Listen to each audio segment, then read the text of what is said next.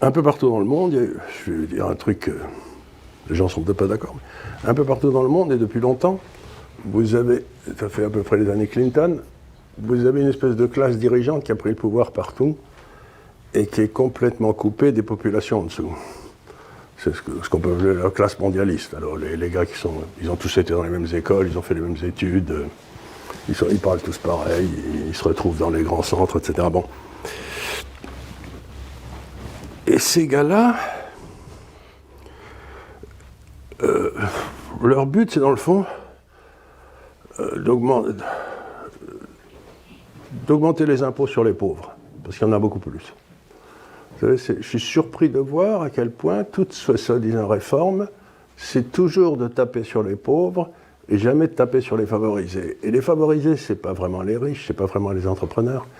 C'est tous ceux comme celui qui avait organisé au début la retraite, le gars qui mesurait 2 mètres de haut, celui qui avait mis là un grand sifflet, je ne sais plus comment il s'appelait, et qui était un spécialiste de la retraite, et pour une bonne raison, c'est qu'il avait 14 retraites.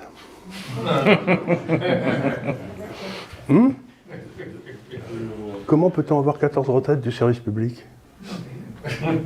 Et combien il y en a? Normalement, vous ne devriez avoir qu'une retraite du service public. Puisque si vous allez travailler pour l'État, vous allez travailler à gauche ou à droite ou au milieu, mais vous n'allez pas travailler. Donc, 14 retraites. Donc, combien y a-t-il de gars qui touchent 14 retraites? Je ne sais pas, mais c'est une bonne question. J'aimerais le savoir. Voilà un endroit où on pourrait faire 12 milliards d'économies. Non? Donc, voilà ce que je veux dire. C'est-à-dire que vous avez cette classe dirigeante en haut, et quand j'en connais un certain nombre, inutile de vous dire, et quand vous parlez avec un certain nombre d'entre eux, ils me regardent et ils me disent « Mais enfin, Charles, tu ne comprends rien. Ça n'a jamais été aussi bien pour nous. » Ils s'en foutent plein les fouilles.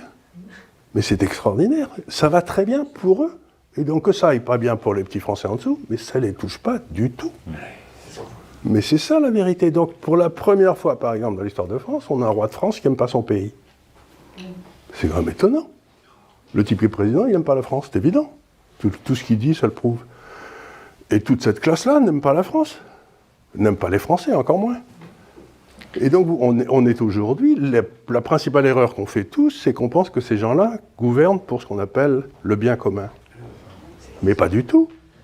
Ils gouvernent pour leur bien à eux. Alors justement, vous qui avez côtoyé un certain nombre de responsables politiques, avez-vous déjà été entendu? Et deuxièmement, est-ce que vous pouvez nous expliquer justement le logiciel de l'homme politique quand vous l'expliquez justement tout ce que vous êtes en train d'expliquer aux membres de contribuables associés aujourd'hui? Quelle est leur réaction? Est-ce que naturellement ils ont tendance à... Vous savez, je suis un vieux à augmenter les dépenses? Ils pensent, si vous voulez, que dépenser, c'est exister. Ils pensent que le contribuable de base, il faut l'acheter avec de l'argent. Vous savez, c'est ce que disait, encore une fois, Milton Friedman. Il disait, si vous dépensez de l'argent que vous avez gagné vous-même, pour vous, à ce moment-là, ça va être bien dépensé.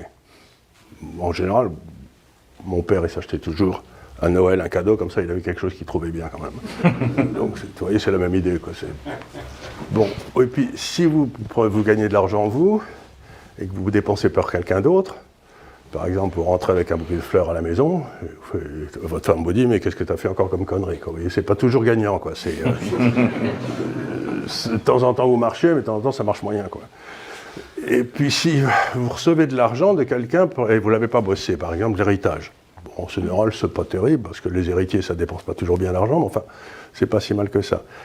Mais si vous recevez de l'argent de quelqu'un qui vous l'a donné en le piquant à quelqu'un d'autre, ça ne marche jamais. Et c'est le socialisme. Hein. Ça ne marche jamais. Or, tous nos systèmes aujourd'hui, et le type politique, c'est celui qui est au milieu et qui s'imagine son boulot, c'est de prendre de l'argent à Paul pour le filer à Pierre, parce qu'il y a plus de Pierre qui vont voter pour lui. C'est-à-dire qu'ils ont une vision basse de la politique et encore plus basse des électeurs.